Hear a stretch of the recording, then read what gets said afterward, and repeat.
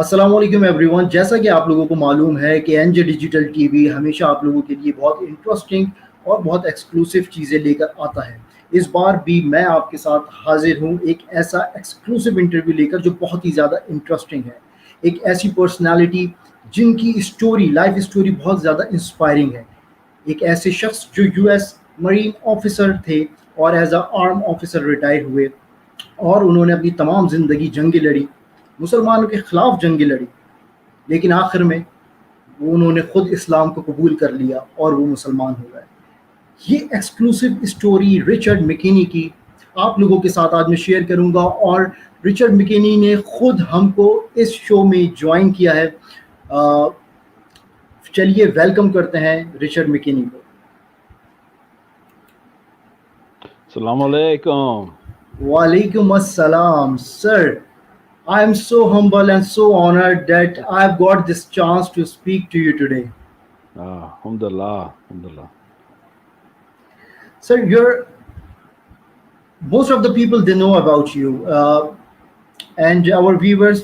I'm sure that most of them they already know because your story is very inspirational. And when I saw it first time, it really touched my heart, and I was my eyes were wet. I was almost crying. That because I heard these stories in a previous time, in past times, but I haven't seen anyone in this era that it has that kind of intense story. Uh, so, sir, first of all, I would like to ask you, sir, please tell us about your childhood. How was your childhood? Um, what was difficult? I kind of made it that way. I I grew up with divorced parents. I lived with my mother in the beginning, and from there, uh, just like any other kid, I guess, I went to school and played with my friends, and I ended up getting into a lot of trouble. Um, a lot of trouble. I barely went to school, Hmm. ran the streets,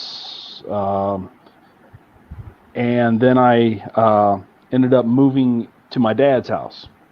He Right. took me in when I was 12 years old, and I ended up staying with him until I was 17, and then I ran away. I couldn't handle Okay. his problems. So All right. All right. So you were 17 years old at that time. So where did you go then? I was on the streets for a couple months.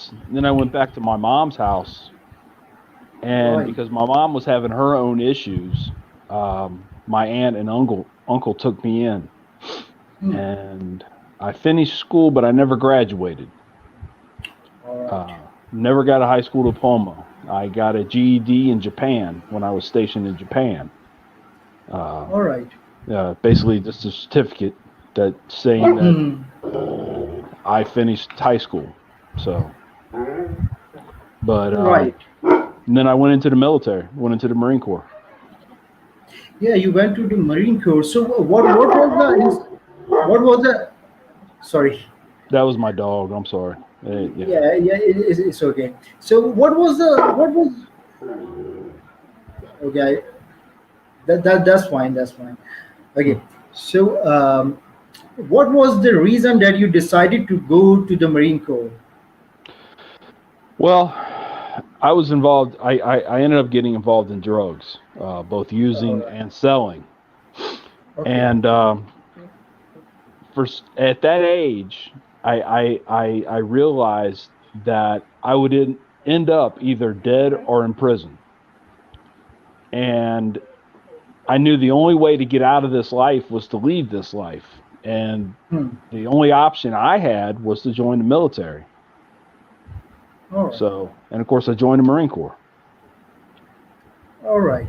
So you have been deployed in many countries to perform your duties for the America, And so tell us about that. How many countries and what countries you have been deployed? It's easier to say what continents I have not been on. All right. The only continent I have not been on is Antarctica. Okay. Yeah. And I used to tell people that until they put penguins on the terrorist watch list, I probably wouldn't go there. All right. Hmm. So almost you have been to all the places then. And what was your experience while you were serving the armed forces? Uh, I know that you must have been a tough guy. You know, you are Marine Corps and then an armed officer. What like how was the life? Like, what was your daily routine and what was going on in your life? I just want to know that while you were serving your duties. Well, I mean, if we were back in country, back home, basically we called it, just a normal day. You get up, you do physical training, Right. exercise. You'll have classes. You might go. We called it the backyard. We'd go out there for maybe the day or Hmm. days, and we would just do maneuvers. And then we Right. would come back, and about 4:30 every day, 4:30, 5 o'clock, we would get off work basically, and the rest of the time's Right. ours. That's a So normal do, day. all right. So during that time, you didn't think of religion, or you were looking for the the to find the truth, to find the reality of God. You were not thinking about that at all. No, I claimed to be a Christian when I first joined the military. All right. Um, After I had been to my first hotspot and got shot at for the very first time, I knew or I felt that this God that's explained in the Bible doesn't exist. So I claimed the title of being agnostic after that. I believe that there was something that created all of this, but not as it's described in a religious text. I think you froze. So can you hear me now? Yeah. I didn't know if you could still hear me. I just sent you a message. Are you still there? All right. So yeah, Did you get that is any the of that? problem. No, I didn't. Okay. When I asked you that last question, then I didn't. So should I repeat that question? Yeah, please. Yeah. Okay. Okay. So yeah.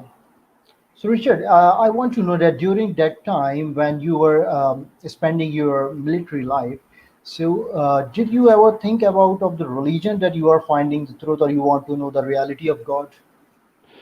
Well, as far as Islam's concerned, actually, I really didn't even, I guess the best thing I could say is I didn't even really know it existed. I mean, I All just right. didn't know growing up. But Hmm. I, being an American, growing up in this society, I did learn about Christianity. I claimed to be a Christian at the time when I joined the military.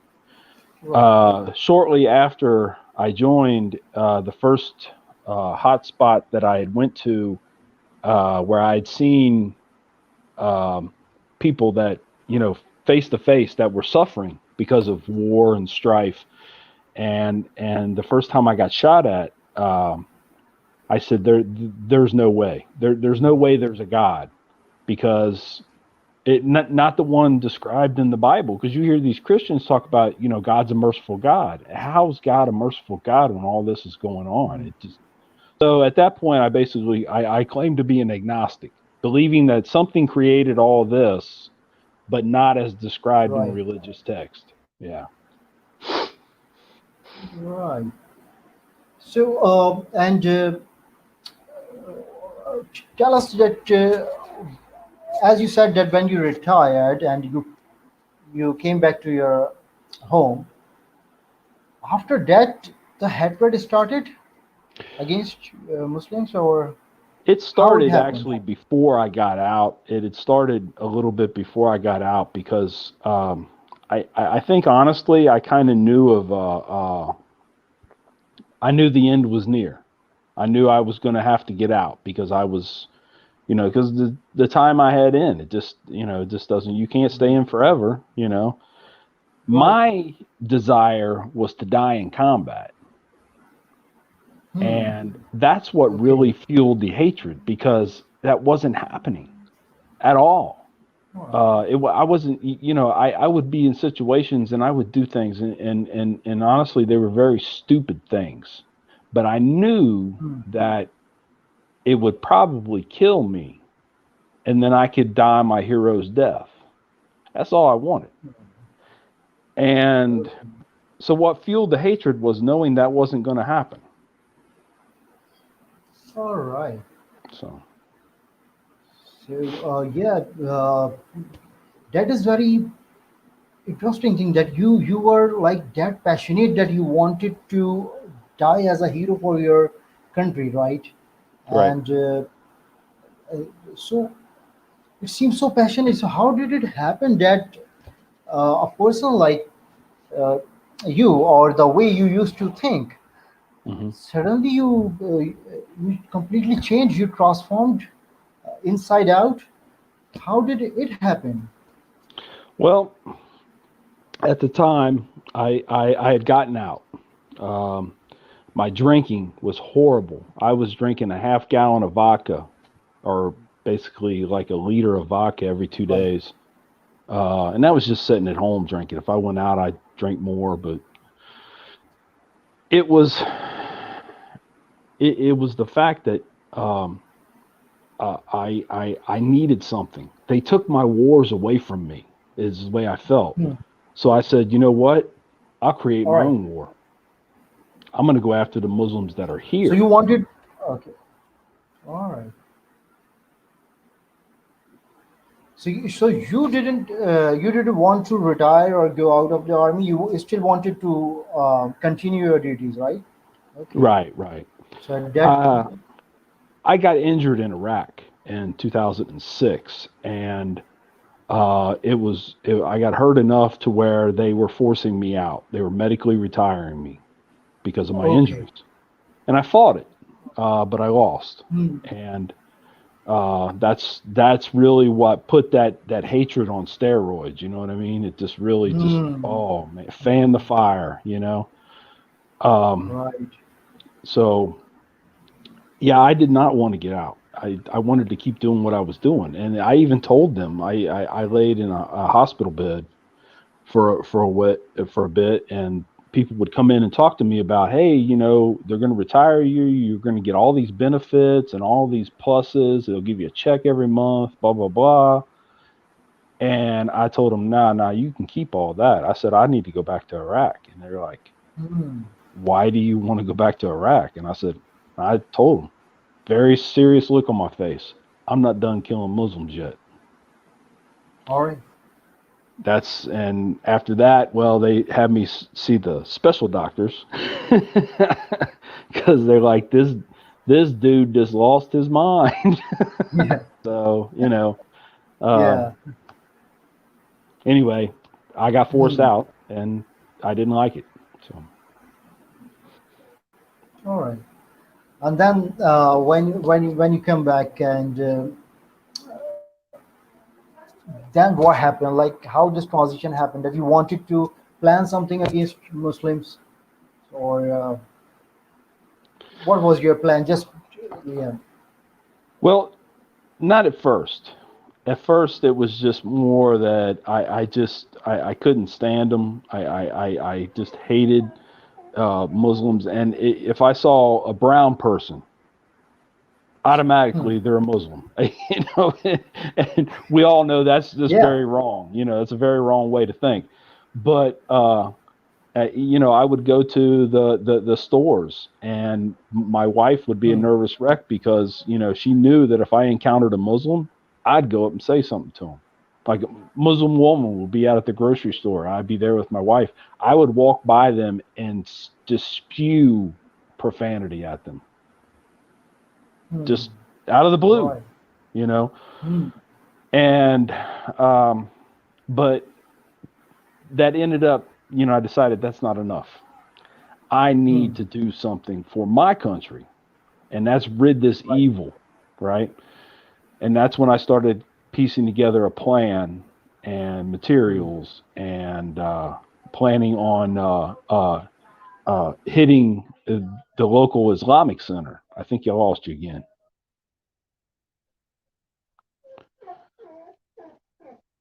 Okay. Okay. Hey, that's when I planned on basically detonating an explosive device at the local Islamic center here in Indiana, and Right. on a Friday when everybody was there, Yeah. and For Friday taking out as prayer. many as I could. Yeah, taking out as many as I could.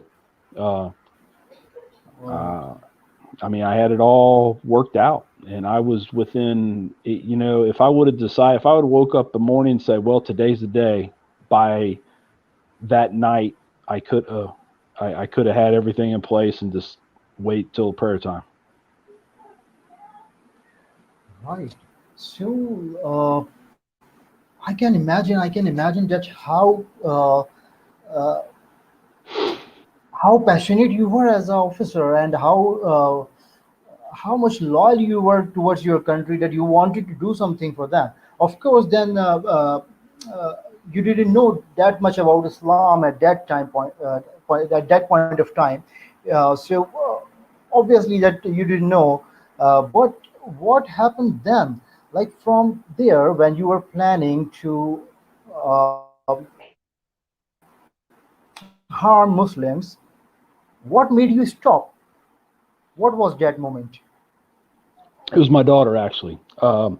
She's 16 now, but she was like 7, 8 years old at the time, um, and she um, All right. came home from school and was telling me, asking me, because she knew Dad had been around the world, so he might know who this person is, right?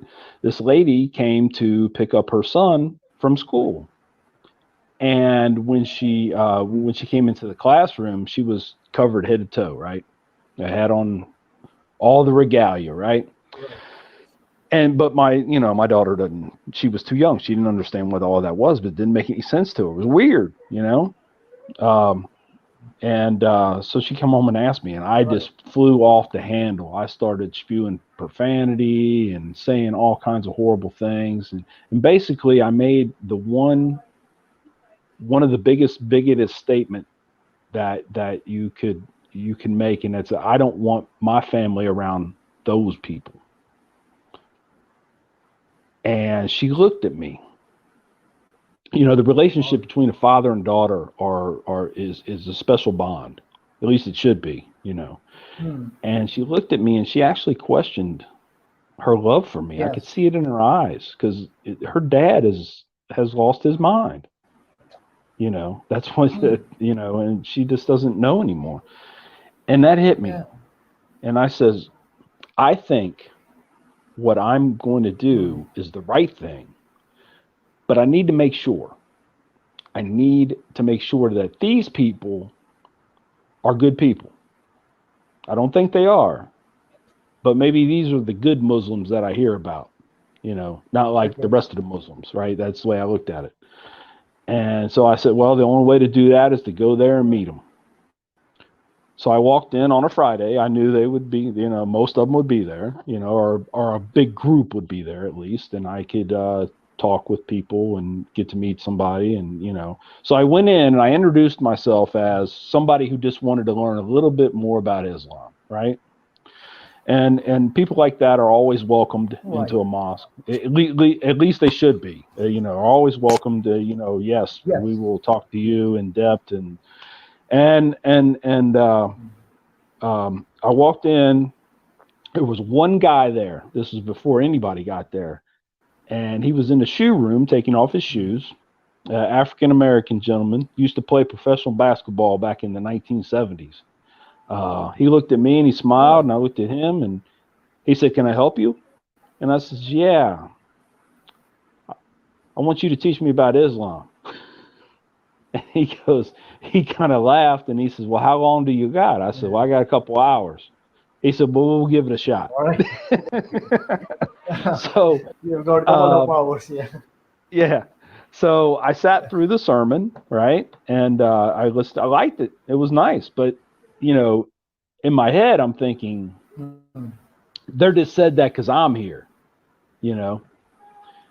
And after it was over, they introduced me to another African American gentleman closer to my own age. And we went into the library area where there was a couch there.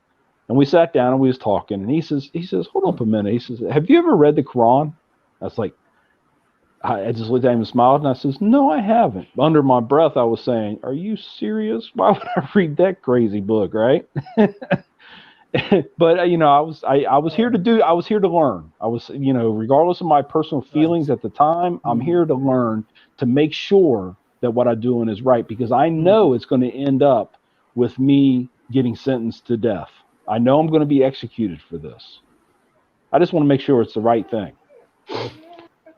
So he handed me this. He said, I'm going to tell you this. I'm going to give you this advice. He said, and I think it's the best advice any Muslim can give a non-Muslim. And I think he did. I still say the same thing to other people. Read this. Come back when you have questions. And I did. Right. Yeah. It wasn't during Ramadan, so I was actually there more than most of the Muslims were, because I would come back constantly. I started getting invited to people's houses, you know, for dinners and stuff, and getting to meet people.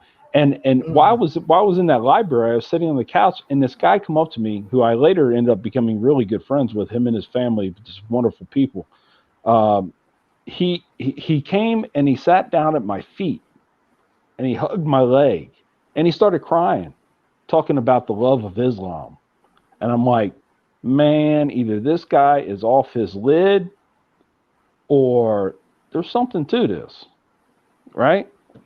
And I've always been interested in religion, because of the fact of, you know, all religions have caused people to do incredible things, both bad and good, you know, through the use of the texts, the misinterpretations, and the right interpretations, for good and bad. But you know, so it's always kind of interests me a little bit. Religion did. And you know, I'm thinking, man, okay, I'm gonna take this serious, man. I'm gonna take this serious, and I'm gonna read this Quran, and I am gonna get something from it. And I hoped to myself that I would read this book, and I would see exactly what I needed to complete my mission. That I was gonna find that nasty stuff in there that would help me to justify what I was gonna do. And I read, and what really started the change was when I come to 532, Surah 5, 32nd ayat. And you know, it's the one that explains, you know, to kill one person is to kill all of humanity. And then later on, it says to save one human being is to save all of humanity, right? I was like, now wait a minute. Right. I was trying to be an intelligent thinker at the time, and so I thought on this. I sat on this for a while, and I just thought, and I'm like, wait a minute, this makes no sense, because this is their book. This is what they try to live their life by as best they can.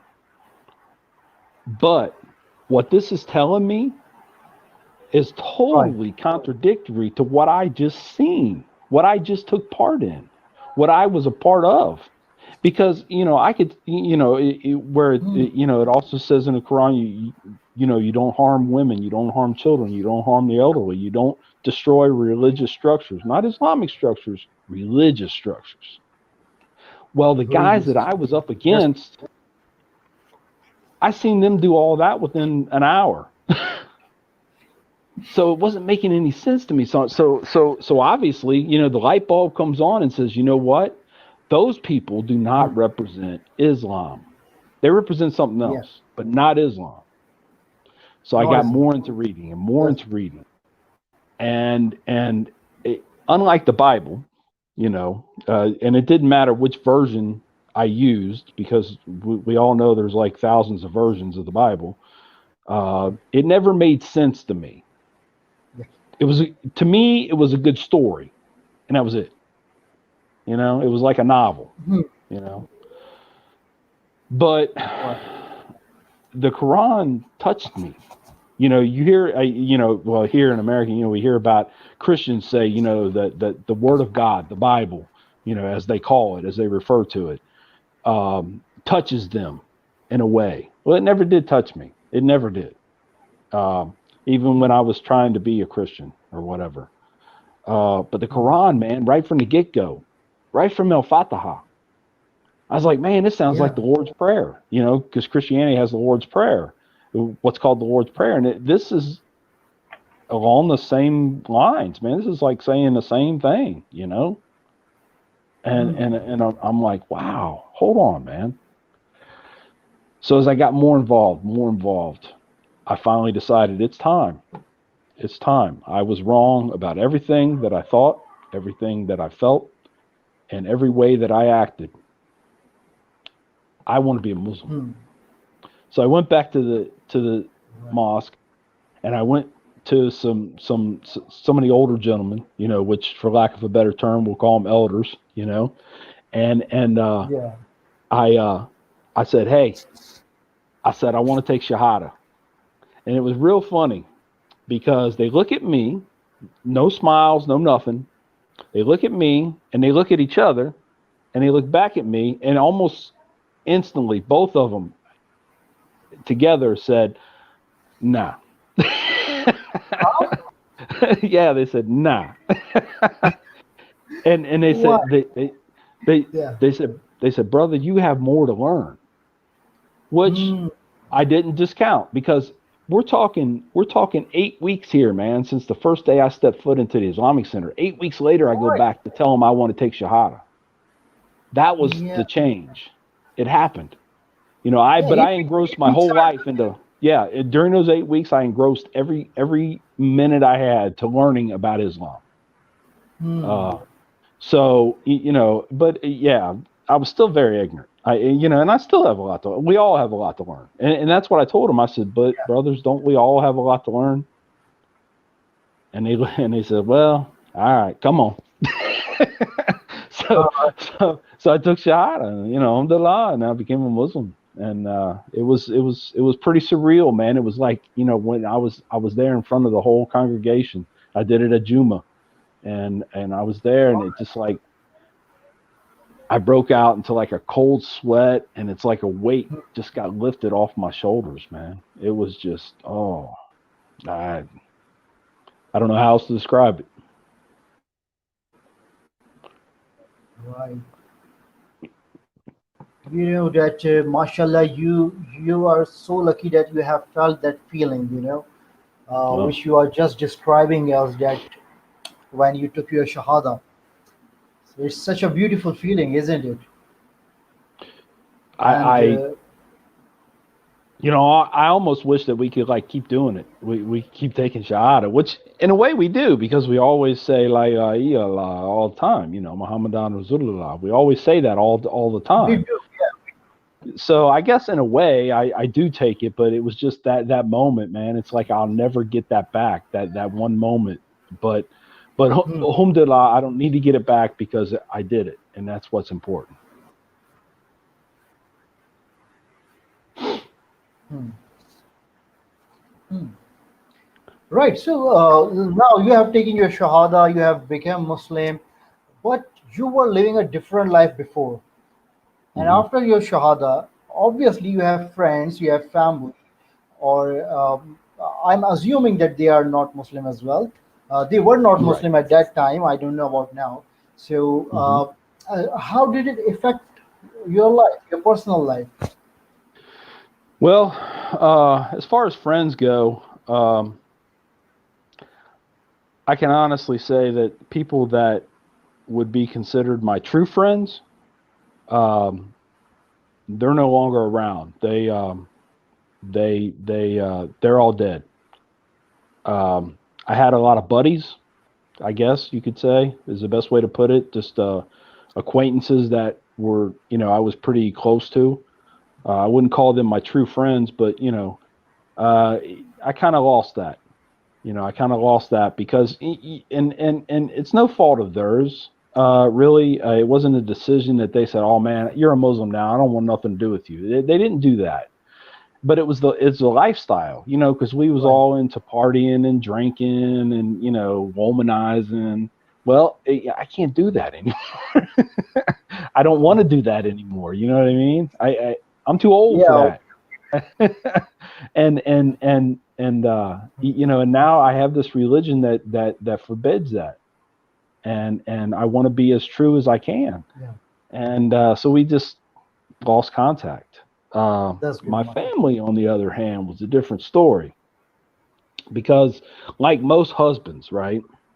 I don't tell my wife anything, and and Right. and she had no idea.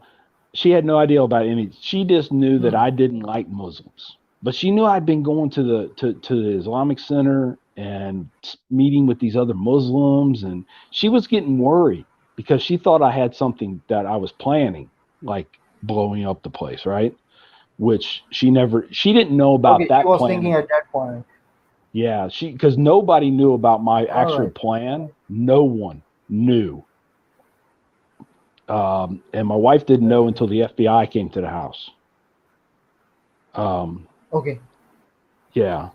And So why did they come? Why did well, because FBI?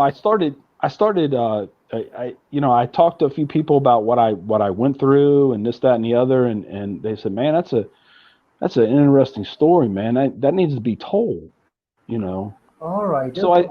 I started telling people, in groups, about this, and because they would ask me, because I actually started going to college at that time, and I would sometimes have to skip out of class or go to class and then leave and come back because I had to go do my prayer, right?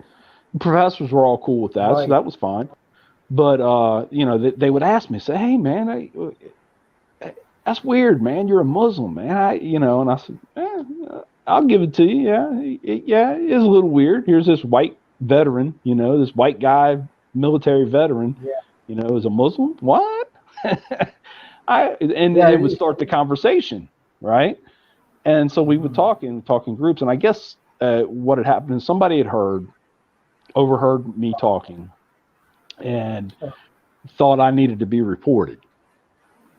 So that's how the FBI showed up at the house. But at that point, I was already a Muslim. And contrary to popular belief, I had gotten rid of everything. But contrary to popular belief, now that I'm a Muslim, I had no need for that stuff.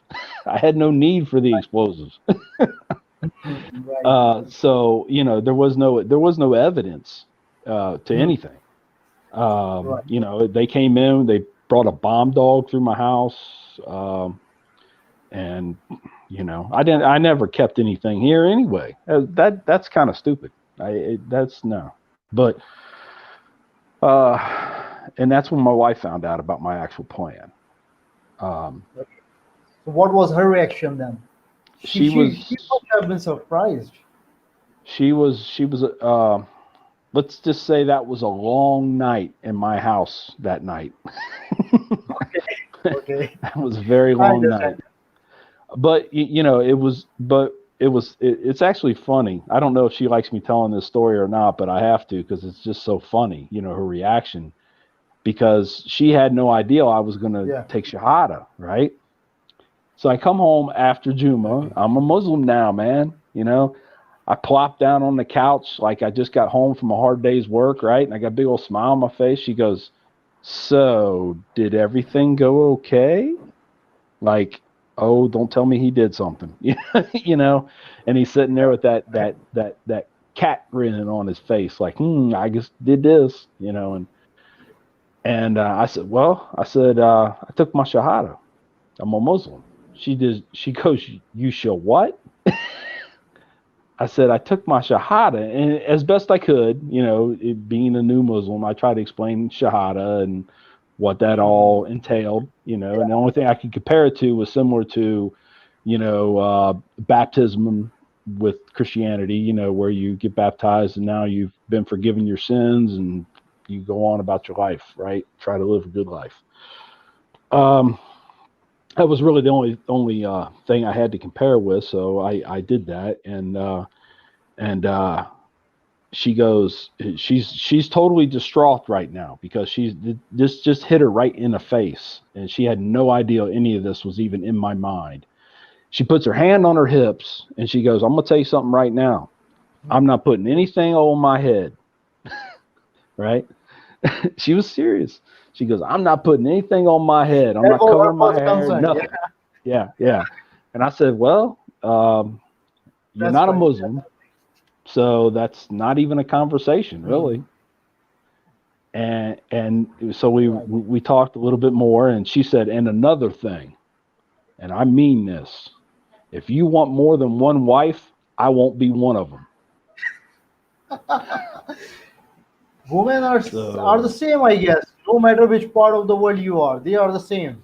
yeah, Yeah. So her first concern was about that covering the head, and the second yeah. one about the wife.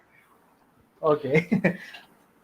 Well, she didn't So have any prejudice, but of course, all she knew was, you know, what she had seen and experienced, that, you know, all Muslim women wear a headscarf, which is not true, yeah, and they're made to wear the headscarf, which is, well, it's not supposed to be true.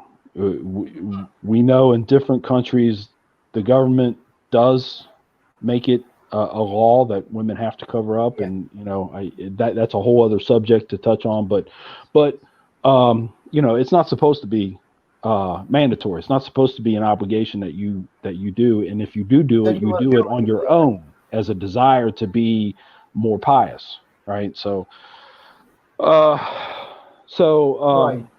but yeah, so things just kind of went that way, and it was hard. It was hard at first for me. So after you, anyone else from your family, they revert back to Islam. Anyone from your family? Yeah, they my mom, or my dad and my stepmother. My my my mother had passed. So my dad and my stepmom, I was on the phone with them, and they said, "We want you to know that you are welcome in our house anytime, but you have to leave that Islam stuff back in Indiana." All right. To this day, I don't really know what that means. Hmm. So I just never went back to their house. I talked to them on the phone, but I hadn't seen them for quite some time. Hmm. And because I can't not be a Muslim. I mean, that's what I decided to be, and that's what I am, and I Hmm. can't just not be that. It's like me saying, well, you know, I'm okay here, but if I go there, I got to be a different color. You can't change that. You know, you are what you are, right? And Yeah. so I hadn't seen them for about probably going on 4 years, um, Okay. and they only live 3 hours away. So it's not like Okay. they're on the other side of the world, right? I mean, they live 3 hours away, but I hadn't seen them for almost 4 years because of this. And you know, Hmm. it was hard, but you know, I have to, you know, I have to be true to myself, and ultimately I have to be true to Islam, and I can't be phony like that, you know. And so, um, Right. you know, time went on, and when the video came out, The Secret Life of Muslims, you know, I found out, I was told Hmm. that it was going to be on network television. It's not a TV show; it's an internet series, and it only airs on the internet. But what had happened was, Hmm. before my episode come out, about a week and a half, 2 weeks before that, that white supremacists went into those two mosques in Christchurch, New Zealand, and shot up the place, killed a bunch of Muslims. Okay. And when he heard that, he says automatically I came to his mind, and he took my video to CBS, the network here in the United States, and it went on the Sunday morning program, Sunday morning CBS, or CBS Sunday morning, and they aired it very first thing in the show. And so I called my parents out of respect, you know, that, hey, it's going to be on, you know. So just wanted to let you know, you know, because I didn't want them to like go to the store and, you know, somebody come up to them and go, "What's up with your crazy son?" You know. Right. I just, you know, so I told them, and they watched it. About a half hour afterwards, I'm on my computer and I'm looking at comments and stuff like that to the video, and my stepmom called me. She calls me and she's in tears. She's crying. And she goes, "Your father and I just want to tell you we are so sorry. We had no idea you were going through so much stuff. You're welcome in our house just the way you are." So, alhamdulillah, you know. They still don't like Muslims, but I'm allowed to go visit. Right, So, that's good. That's good. yeah, so. Yeah, so that was quite interesting as well, because it was a challenge itself as well, because not meeting your parents, your dad, your stepmom for 4 years. 4 years is a long time. So, but that's the thing, uh, when some difficulty comes in your life, then the ease is there afterwards. So the ease came to your life as well. I'm really happy about that. And then when all these had happened, now you have started public speaking, and you have started preaching about Islam or what you are doing, because Mhm. I've heard that you have become the president of the same Islamic Center. Former president. Former, okay, right. I served the term, and it came up for election again, and everybody wanted me to run for re-election, and really I was going unopposed anyway. It was mainly just a formality. But I told them, I says, you know what, I can't run Right. because I was finishing my degree at university, and I had to do an internship, and it was just going to take way too much time, and I didn't want to shortchange the Islamic Center like that. You know, I wanted to do the right thing by them. So, So, so after Juma services, it was, you know, the duty of the president or somebody from the board to get up and make announcements, whatever needs to be said, and this, that, and the other. And so I stood up and I nominated somebody, right. and they were really taken aback by it. They really at first it was hard to sell to them because it was a woman that I nominated. Okay. The woman I nominated is an Afghani woman. Has has been in the United States probably a good portion of her life. I know she came here with no education. She has a college degree now. Her husband is a prominent doctor locally. Well, actually, her whole family, except for one son, is all doctors, um, Right. including one of the girls. So, you know, they've all expressed the desire to help others, I guess is the best way to put it. Trying to get Right. the Right. light situated here.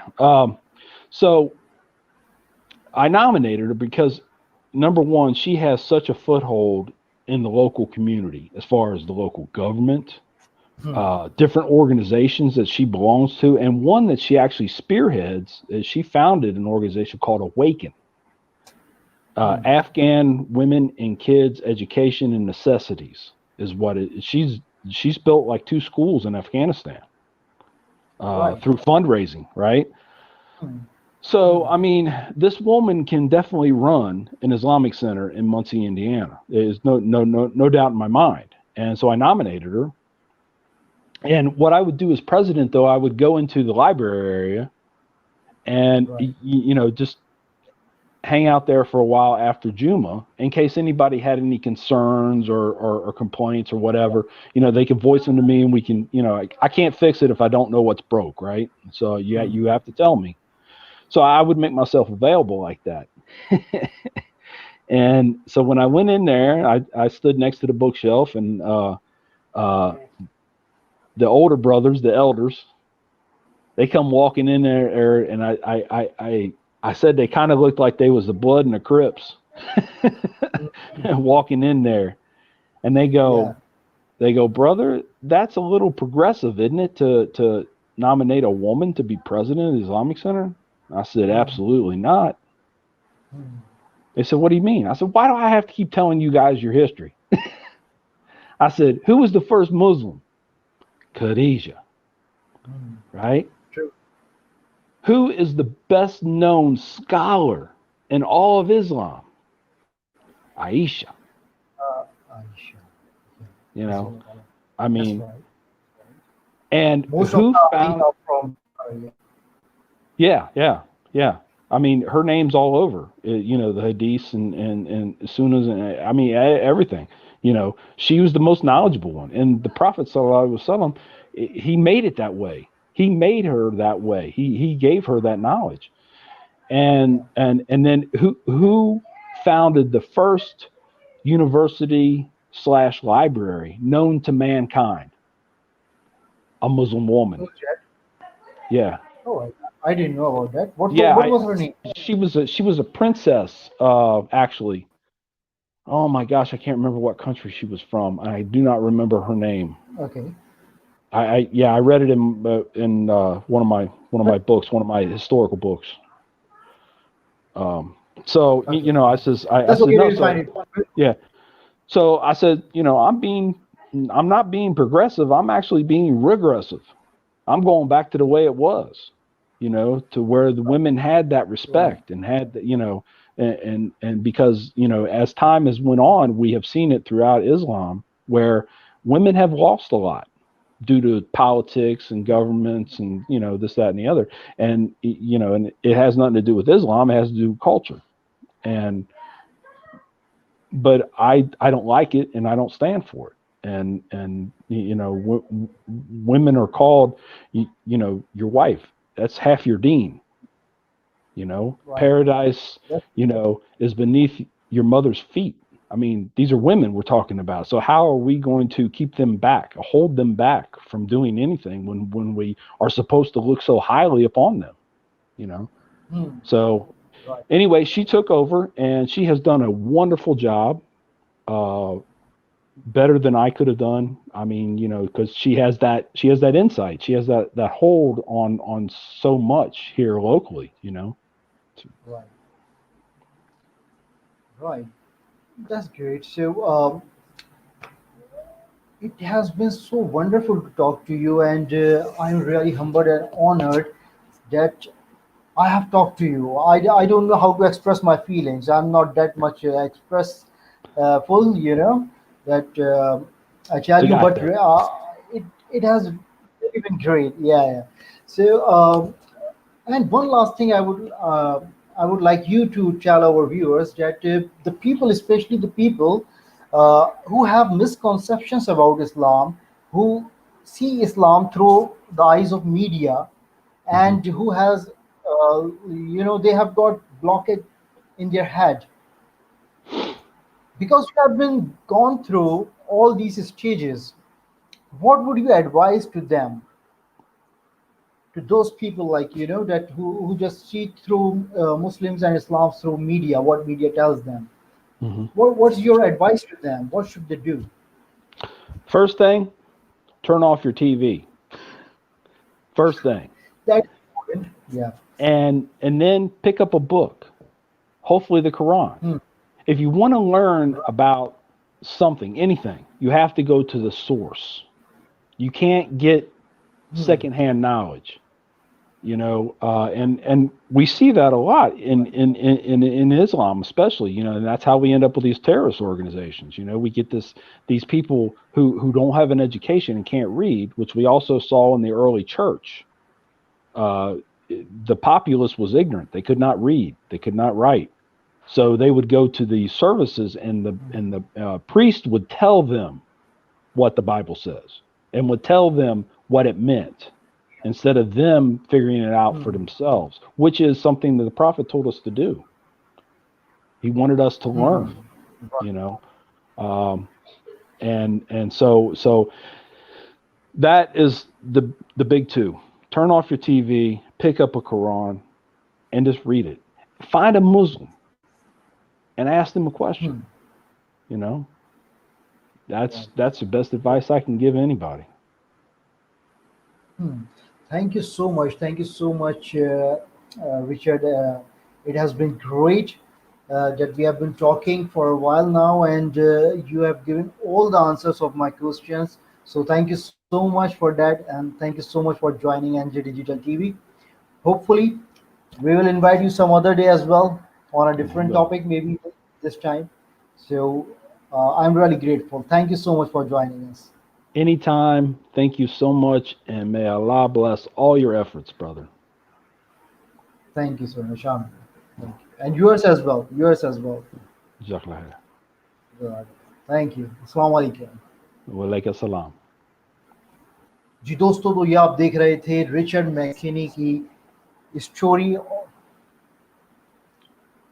Ji viewers, तो ये आप लोग देख रहे थे Richard McKinney की interesting exclusive chat मेरे साथ एनजे डिजिटल टीवी पर। मैं हूं आपका होस्ट अदील जब्बार, और मिलूंगा आपसे फिर अपने नेक्स्ट एपिसोड में। तब तक अपना बहुत ख्याल रखिएगा। टेक केयर एंड अल्लाह हाफिज़।